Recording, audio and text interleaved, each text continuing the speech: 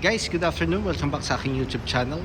For today's video, check natin ang 2023 Honda BR-V 1.5 VX CVT Meteoroid Grey. So guys, sa ating featured unit ngayon, may naka-install na roof rack sa kanya para at least meron kayo idea kung ano ang itsura ng Honda BR-V pag meron siyang roof rack sa taas. So start na tayo guys. So ang kanyang price is 1,390,000 pesos. So tour ko na kayo ngayon sa ating front portion. So naka LED headlights na siya with daytime running lights, LED fog lamps, glossy black front grille. Then sa baba naman naka honeycomb pattern matte black grille tayo with chrome front bumper garnish. So ito yung second generation na Honda BR-V. So, ang maganda nga pala dito is yung kanyang engine. So, nagkaroon siya ng improvement. Before kasi, naka-single overhead cam ang first generation. For the second generation, ginawa na nilang double overhead cam. So, mas powerful ng engine natin yet fuel efficient. Ang kanyang engine displacement nga pala is 1.5 CVT or 7-speed automatic with 121 horsepower and 145 Newton meters of torque. Yun. So along at its category, siya ang pinaka-powerful ng engine at maaasahan nyo siya sa mga uphill. Proven and tested na yan. Then equipped na rin nga pala siya ng Honda Sensing. So sa variant ng BR-V, ang top of the line ang may Honda Sensing guys. Yan, para at least meron kayo idea. Then naka 17-inch two-tone alloy wheels tayo. Then ventilated disc ang ating brake sa harap. MacPherson strut ang ating suspension. Then 207mm ground clearance. Then for the V and VX, meron siyang chrome finish doon sa side skirt. Then sa side mirror, equipped na rin siya with side turning lights. Then meron siyang lane watch camera for the VX variant. So ang purpose nito, every time na mag-right turn ka, sa head unit ka na lang titingin doon. Yun. Then smart entry na rin tayo guys. Then chrome na ang ating door handles. Sa likod naman, naka-drum brake tayo. Then torsion beam ang ating suspension naman sa likod. Then roof rail. Then roof rack. Yan. So yung roof rack na install namin dito is declip din. So ano siya, safe naman. So hindi siya basta-basta matatanggal just in case na masyadong mabilis ang takbo natin sa highway. So yung grip naman niya is mahigpit. Then shark fin antenna. Then LED tail lights. Ayan. Then VX emblem, Honda emblem, and BR-V emblem sa likod. Then meron na tayong reverse camera, 4-eye backup sensor. So yun yung additional new feature ng ating Honda BR-V. Yan. So pakita ko lang yung back portion natin para at least may idea kayo kung ano ang kanyang itsura sa likod. So mukha na talaga siyang SUV. So yun yung maganda ngayon kay Honda BR-V. At pag nakita nyo siya ng personal, mas maganda siya. So ito naman ang ating interior. So sa third row, ito ang ating compartment space. Just in case na 7 passengers ang sasakay. Then ito yung tool set. Ang jack niya nga pala guys is nasa ilalim ng passenger seat. And ang kanyang spare tire is nandito sa baba.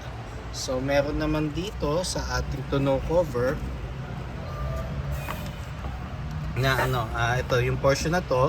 So dito yung pag loosen up ng lock ng ating spare tire. Tapos meron siyang it's more on tonneau cover para at least maging 2 layers ang compartment natin. At pag finold mo yung third row seats, magfa-flatten yung surface niya. And then sa VX, black na rin ang ating sealing. So hindi siya prone sa sa mga dumi. So it will give you a more sporty look din pag nandito na kayo sa loob. Saka lang natin, guys. Then regarding fuel tank capacity, 42 liters. Then unleaded. Yan. Pag gusto niyo mag higher octane, pwede naman, basta kailangan yung octane kailangan consistent, hindi pa iba-iba. Yan. Then ito yung yung ating second row. So you retain ang texture. Then meron siyang leather accents with gray stitches. Then ito yung ating second row. So leather seats na ang material ng ating ang ating mga upuan sa ating top of the line na BRV. Then meron na rin siyang normally blower ang tawag dito kasi it's more on fan lang kasi ang thermostat natin doon pa rin manggagaling sa harap. Ayan. So regarding naman sa aircon ng BRV, malamig siya, tapos mabilis rin mag-cope up yung cabin just in case na mo siya, i-maximize mo agad yung fan tsaka yung temperature. So yun yung maganda rin sa aircon ng Honda natin. Mabilis lumamig ang units natin. Then dito naman sa may middle, meron siyang power outlet. Yan. So 12 volts.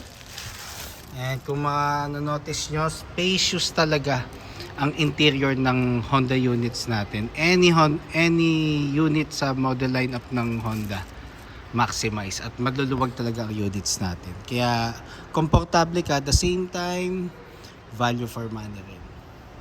Kasi maganda yung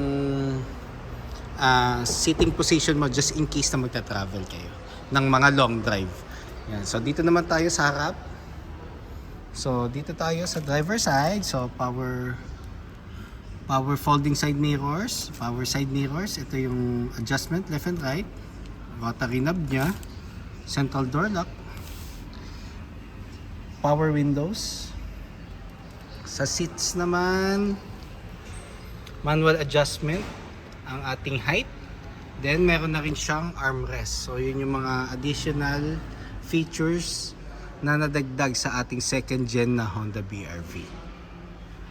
Then ano na rin siya, guys, regarding naman sa steering wheel, tilt adjustment siya. So it means up and down ang ating adjustment. Pero normally pag nagda-drive kasi ako, mas gusto ko kitang-kita yung panel. Kasi siguro may ibang drivers na mas komportable sila na nakababa yung steering wheel. So medyo natatakpan yung panel natin. Yan. Tapos meron na tayong audio control. Then for the Honda Sensing adaptive cruise control. Yan. Then paddle shifters. Then yung panel natin is analog and sa center digital na color. Basta Honda Sensing ang unit mo for Honda, ang digital panel mo sa center is colored na. Ayun. Tapos push start button. Then touchscreen audio unit with Apple CarPlay and Android Auto Ready. Via cord pa siya, guys. Hindi pa siya wireless. Then focus na natin konti. Aircon button. So ito yung fan. Ito yung thermostat. Then sa baba naman nito, meron tayong power outlet and 2 USB ports. 2 cup holders. Then sa transmission, meron tayong park, reverse, neutral, drive, and sports mode. Pero pag nag-sports mode tayo, guys, bibigyan tayo ng additional power ng engine. Kaya na-expect natin medyo mas magko-consume siya ng gas compare sa drive transmission. Yan. Then handbrake natin. Yan. Then, adjustable ang headrest nga pala natin guys. Yun, para at least mas convenient kayo every time na magta-travel kayo. Then, dito naman sa harap ng passenger seat, so, urethane, then a touch of leather, then glossy black accents with chrome finishes. Glove box natin. So guys, for the meantime, we have units. So just in case na i-consider nyo mag-purchase, we offer test drives rin nga pala guys. Just in case na gusto nyo muna ma-feel yung performance ng engine, then if ever, we accept cash, PO, and financing. So kami naman, di naman kami